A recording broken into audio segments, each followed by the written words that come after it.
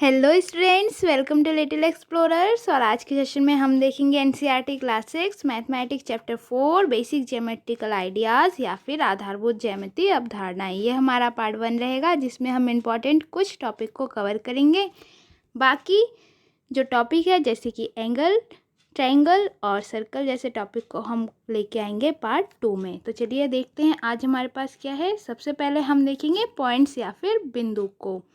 जिस प्रकार से आप स्क्रीन पे देख सकते हैं, एक पेंसिल या फिर पेन से जब भी आप कभी अपने नोटबुक या फिर कॉपीज़ में डॉट लगाते होंगे तो वो एक स्पेसिफिक पॉइंट को मतलब एरिया या फिर लोकेशन को दिखाते हैं या फिर रिप्रेजेंट करते हैं। तो इस तरीके से हम पॉइंट को समझ सकते हैं।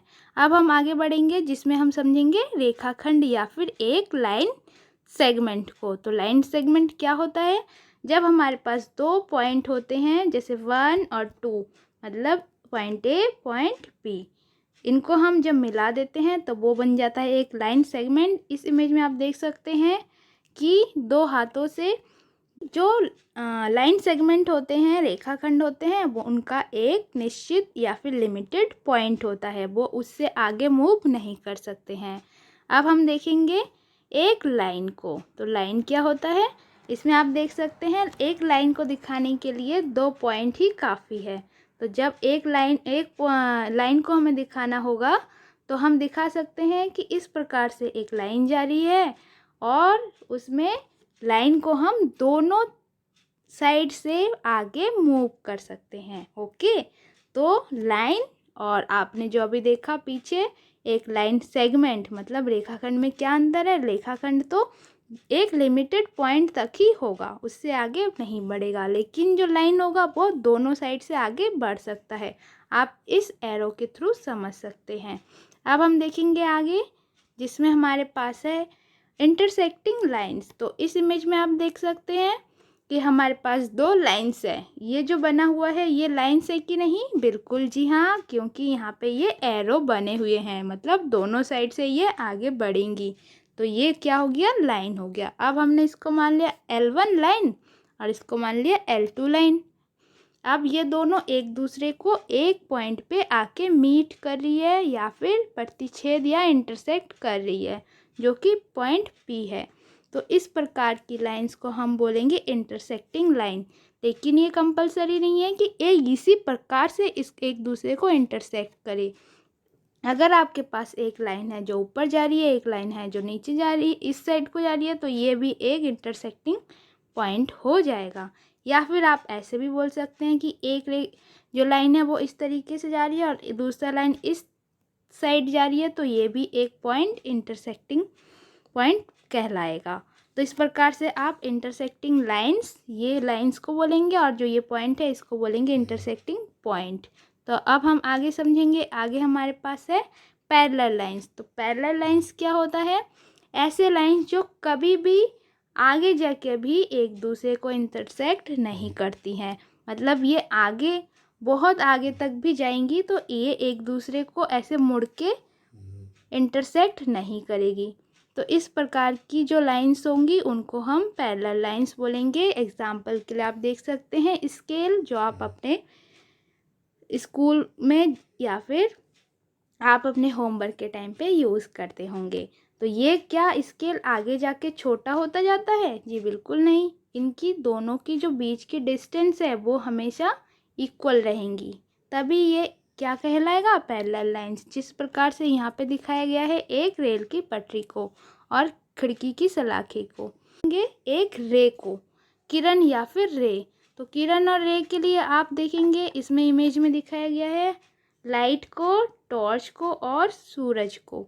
तो जिस प्रकार से इस इमेज के थ्रू आप समझ सकते हैं कि जो किरण होती है, रे होती है, वो कहीं ना कहीं से स्टार्ट होती है। जैसे कि हमारे पास सनलाइट आती है, वो सन से स्टार्ट होती है। तो जो सन है उसका ओरिजिन पॉइंट है, मतलब वो वहाँ की प्रारंभिक या फिर इनिशियल पॉइंट है। तो वहाँ से स्टार्ट होके वो कहीं भी जा सकती है, किसी भी दिशा में। तो जो आपको क्या समझना है रे को, कि रे जो है वो एक ही साइड जा सकती है। यहाँ पे देखिए आप, एक ही साइड पे एरो बना हुआ है ना। तो एक ही साइड जाएगी और दूसरा जो पॉइंट होगा वो उसका इनिशियल पॉइंट होगा, वो वहाँ से आगे मूव नहीं कर सकती है। आपको ये याद रखना होगा कि जो लाइन होती है वो दोनों साइड से ऐसे एरो बना होगा और वो दोनों साइड से आगे मूव कर सकती है, लेकिन जो आपके पास रे होगा वो सिर्फ एक ही साइड से मूव करेगा और दूसरे साइड से मूव नहीं करेगा। क्यों? क्योंकि वो उसका इनिशियल पॉइंट होगा। अब हम आगे बढ़ेंगे और देखेंगे कि आपने अभी तक क्या सीखा। तो आपने क्या सीखा? आपने पॉइंट को सीख लिया है, लाइन को भी, रेखा को भी। किरण, अभी आपने देखा रे क्या होता है, और रेखाखंड मतलब लाइन सेगमेंट को आपने सीख लिया है। तो चलिए देखते हैं क्या सीखा आपने। सबसे पहले इस इमेज को देख के आप 5 पॉइंट को देखिए कौन कौन से हैं। तो देखते हैं, बी एक हो गया, ओ, ई, डी और सी, ये हमारे 5 पॉइंट हो गए। ठीक, तो हमने 5 पॉइंट कवर कर लिया। अब हम देखेंगे एक रेखा को। तो रेखा कैसी होती है, लाइन कैसी होती है? जो दोनों साइड से आगे मूव कर पाए। तो ऐसा कहाँ तक है? ये डी से लेकर बी तक। देखिए डी के और बी के दोनों साइड में एरो बना हुआ है, मतलब दोनों साइड से ये मूव कर सकती है। तो ये हो गया एक रेखा। अब हम देखेंगे किरण को, मतलब रे। कितनी रे? 4 रे। 4 हमें देखनी है रे। तो रे कैसी होती है? रे एक साइड से ही मूव करेंगी सिर्फ, है ना, और दूसरे साइड से क्या होगा? ये इसका ओरिजिन पॉइंट होगा, प्रारंभिक बिंदु या फिर इनिशियल पॉइंट। तो एक हो गया ये वाला 1, एक हो गया ये 2, एक हो गया ये 3 और एक हो गया ये 4। तो हमने 4 किरण को भी समझ लिया है। अब हम देखेंगे 5 रेखाखंड। 5 रेखाखंड लाइन सेगमेंट क्या होता है? जब हम 2 पॉइंट को मिला देते हैं। तो दो, एक ये हो गया डी और ई, है ना, एक हो गया आपका ई और ओ, एक हो गया आपका ओ और बी और एक हो गया आपका ओ और सी। हो गए 5, 1 2 3 4 और एक रह गया है, तो जिसको हम मान लेंगे डी वाला और बी, ये बड़ा। ठीक, तो इस प्रकार से हम समझ चुके हैं। अब आगे मूव करते हैं। आगे देखिए हमारे पास क्या है? कर्व्स है। तो कर्व्स को आप समझने के लिए सबसे पहले आप देखिए, अगर आपके पास कभी आपने अपने कॉपी नोटबुक में ऐसे कोई इमेज बनाई होगी तो वो सब कर्व्स होता है। ठीक, मैथमेटिक्स में सीधी लाइन को भी कर्व्स बोला जाता है। ठीक, अब हम कर्व्स को कैसे समझेंगे? कर्व्स 2 टाइप्स होती हैं, एक ओपन और एक क्लोज्ड। ओपन मतलब खुला हुआ। आपने ऐसे कोई इमेज बना दिया, आपने ऐसे कोई इमेज बना दिया जिसमें आप देखेंगे कि ये खुला हुआ रह गया, मतलब ये जहाँ से स्टार्ट किया था वहाँ से और जहाँ तक आपने ख़त्म किया वहाँ पॉइंट मैच नहीं हुआ, तो वो ओपन हो गया, मतलब खुला हुआ कर्व। और इस प्रकार से अगर आपने कोई बंद कर्व बना दिया, जहाँ से स्टार्ट किया था वहीं पे मिला दिया, तो ये हो गया बंद कर्व या फिर क्लोज्ड कर्व। तो आप इस इमेज में देख के मुझे बताइए, क्या ये ओपन कर्व है, मतलब खुला हुआ कर्व है? तो जी हाँ, बिल्कुल। क्यों? क्योंकि इसकी 2 पॉइंट, प्रारंभिक जहाँ से स्टार्ट किया था जहाँ पे ख़त्म किया, वो अलग अलग है। लेकिन इसमें देखिए आपको पता चल रहा है कहाँ से स्टार्ट किया कहाँ ख़त्म किया? नहीं ना, क्योंकि ये बंद है, तो इसको क्लोज्ड कर्व कहेंगे। इसमें आपको एक और चीज़ समझना है, वो क्या है? जब कोई कर्व खुद को ही इंटरसेक्ट कर देती है, इसमें आप देख सकते हैं, इसमें खुद को इंटरसेक्ट कर दिया है ना। तो आप ऐसे कर्व को देखिए जो खुद को इंटरसेक्ट नहीं करती हैं, तो इसको हम सिंपल कर्व्स बोलते हैं। किसको? सिंपल। आप बताइए क्लोज्ड है कि ओपन है? तो ये क्लोज्ड है। ओके, क्लोज है मतलब बंद है, क्योंकि इसका स्टार्टिंग पॉइंट और जो आपका आपने जहाँ से स्टार्ट किया इसमें और जहाँ ख़त्म किया पॉइंट हमें नहीं समझ में आ रहा है, तो ये एक क्लोज्ड कर्व हो गया। अब हम समझेंगे इस पॉइंट को। पॉइंट ए कहाँ पे है?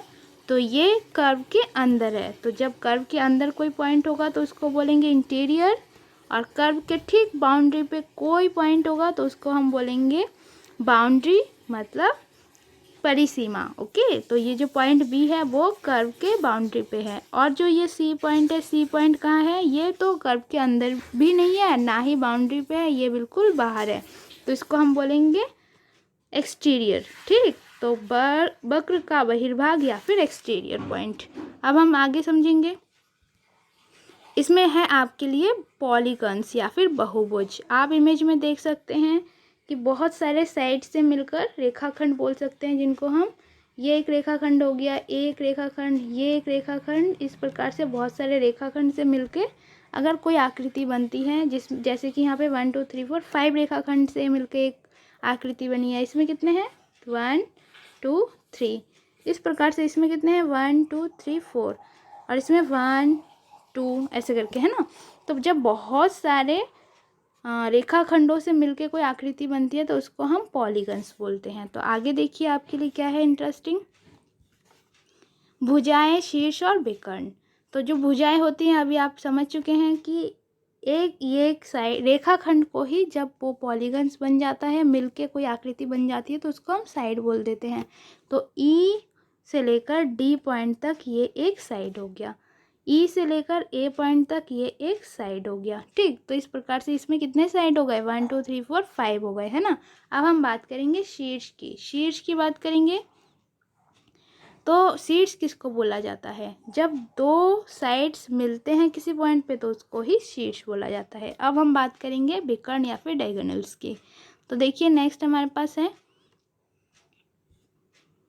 विकर्ण। ये आपके एग्जाम्पल के लिए बताया गया है। इसमें आप देख सकते हैं कि हमारे पास एक पॉलीगन्स है जिसमें हमने जिस पे हमारे पास 5 साइड है, लेकिन हमने क्या किया ए और सी को मिला दिया, ई और बी को मिलाया। तो इस तरीके से ये हो गया हमारा विकर्ण, है ना।